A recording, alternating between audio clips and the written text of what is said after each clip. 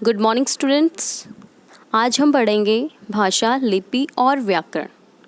तो बच्चों, यह पाठ हम पिछली कक्षा में पढ़ चुके हैं, इसलिए आज हम इस पाठ से संबंधित कुछ विषयों पर या कह लीजिए कुछ बिंदुओं पर हम चर्चा करेंगे और उसके बाद हम इस पाठ से संबंधित प्रश्न अभ्यास भी करेंगे। तो आपकी जो बिंदु है कुछ इस प्रकार है। भाषा विचारों के आदान प्रदान का साधन है, यानी कि भाषा के द्वारा ही हम अपने भाव और विचारों को आपस में आदान प्रदान करते हैं। भाषा के दो रूप हैं, मौखिक तथा लिखित। मौखिक वो भाषा जिसको हम बोल के प्रयोग में लेते हैं और लिखित वो जो हम लिख के अपने भाव को अभिव्यक्त करते हैं। परिवार में सीखी गई भाषा मातृभाषा कहलाती है, यानी कि कोई बच्चा अगर पंजाबी परिवार से बिलोंग करता है तो उसकी जो भाषा है वो पंजाबी ही होगी। अगर कोई बच्चा हिंदू है या फिर कह लीजिए हिंदी भाषा का प्रयोग करते हैं उसके घर में परिवार वाले लोग, तो उसकी जो मातृभाषा है वो हिंदी होगी। बोली भाषा का क्षेत्रीय रूप है, यानी कि भाषा के भीतर से आपकी बोली बन के आई है। भाषा का क्षेत्र बहुत बड़ा है, व्यापक है, जबकि बोली का क्षेत्र सीमित है, बहुत छोटा है। भाषा को लिखित रूप देने के लिए निश्चित किए गए चिन्हों को लिपि कहते हैं। हर भाषा को लिखने के लिए अलग अलग चिन्हों का, अलग अलग लिपियों का प्रयोग किया जाता है, अलग अलग संकेतों का। इसीलिए उन सबको हम कहते हैं लिपि, क्योंकि वही चिन्ह होते हैं जो हमें भाषा को पहचानने में मदद करते हैं। 14 सितंबर 1949 को हिंदी को राजभाषा के रूप में मान्यता मिली, ये आपको याद रखना है। व्याकरण के द्वारा हम भाषा के नियमों को जानते हैं, यानी कि जो व्याकरण है वो हमको बोलने, लिखने, सुनने, इन सभी प्रकार की जो त्रुटियां होती है वाक्य में उनको शुद्ध रूप में बनाने का काम करता है। व्याकरण हमें शुद्ध रूप का ज्ञान कराता है।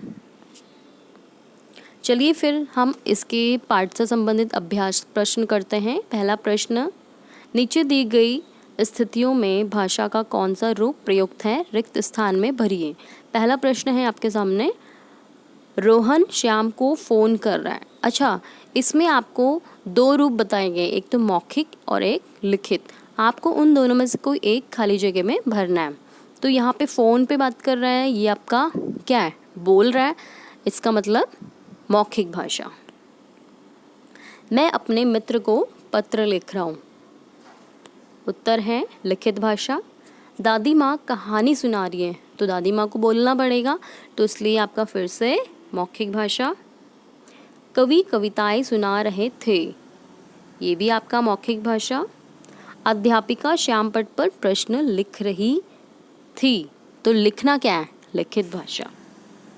आगे बढ़ते हैं। नीचे लिखी भाषाओं के सामने उनकी लिपि के नाम लिखिए। तो संस्कृत की लिपि देवनागरी, उर्दू की लिपि फारसी, पंजाबी की लिपि गुरुमुखी, अंग्रेज़ी की लिपि रोमन।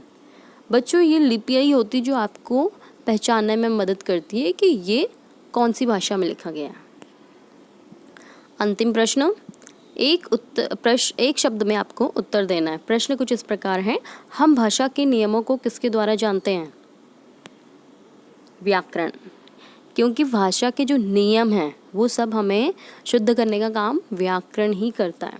व्याकरण के कितने अंग हैं आपको मैंने पिछली कक्षा में बताया था, शब्द विचार, वर्ण विचार, शब्द विचार और वाक्य विचार। कितने अंग हो गए आपके? 3। हिंदी भाषा की लिपि क्या है? देवनागरी। विचारों और भावों का आदान प्रदान किसके द्वारा किया जाता है? हम क्या पढ़ रहे हैं? भाषा, तो इसका उत्तर है भाषा। संविधान में हिंदी के अलावा और कितनी भाषाओं को मान्यता दी गई है? 22। तो बच्चों, आपका आज का गृह कार्य यही है कि आपको ये सभी प्रश्न अभ्यास अपनी कॉपी में करने हैं और याद भी करना है। आज के लिए इतना ही, धन्यवाद।